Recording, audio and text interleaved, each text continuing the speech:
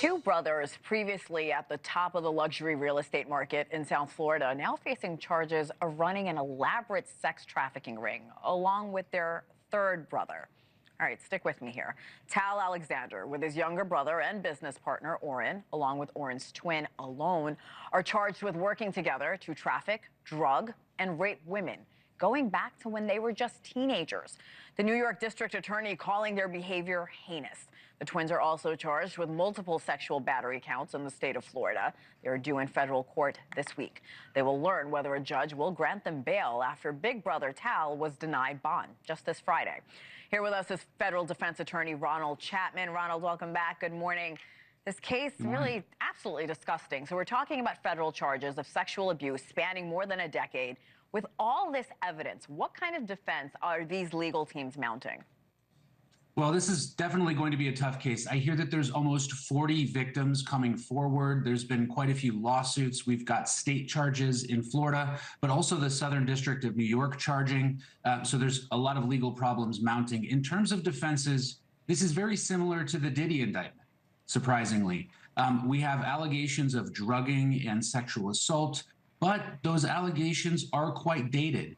In the specific indictment in New York, we have allegations dating back to 2010, 2016. As many people may guess, the statute of limitations would bar a prosecution for that. So instead, prosecutors like to wrap this in a conspiracy, which extends the statute of limitations, but that's exactly where their defense attorneys will attempt to poke to try to unlock this case. Very interesting. And like I mentioned, the brothers are facing indictments in two different states, state and federal level. How is that going to complicate the prosecution's process here?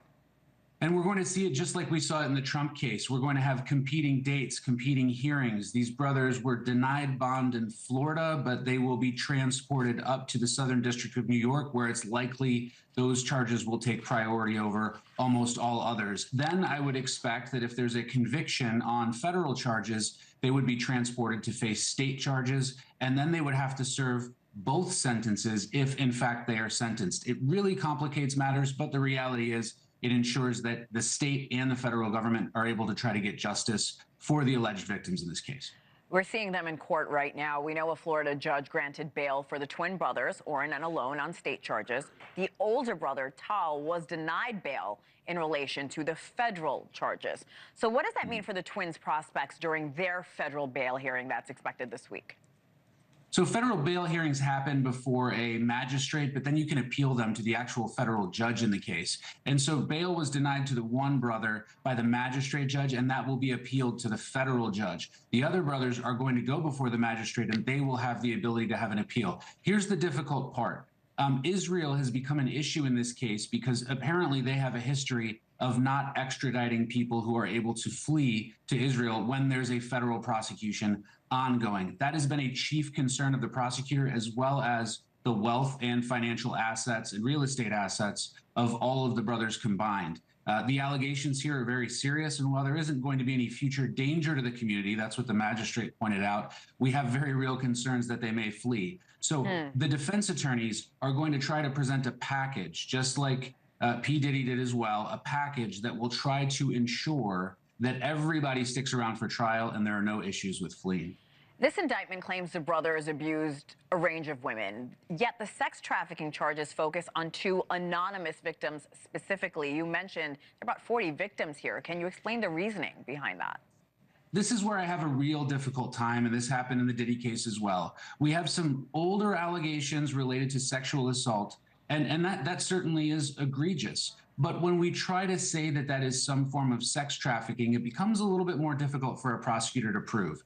They're going to have to prove that these people were transported with the intent to engage in some sort of sexual act. And the reason they're doing that, the reason the prosecutor is doing that, is to try to convert what would be an outside of the statute of limitations sexual assault into a sex trafficking conspiracy that they can now prosecute almost 10 years later. In fact, even in the 2010 charges, we're looking at 14 years later. That is a very difficult thing for a prosecutor to do. And it does suggest to a lot of folks who may be hearing the defense case here, why weren't these people coming forward earlier? Well, the reality is people become emboldened when they realize that justice is about to be faced. So people who were victims are going to start coming forward. But again, that's exactly where the defense is going to make their arguments. So according to this indictment, it alleges a large network of men were involved in planning and carrying out these crimes. It wasn't just the brothers. So how likely is it that others traced to the brothers could also be facing criminal charges as we learn more details?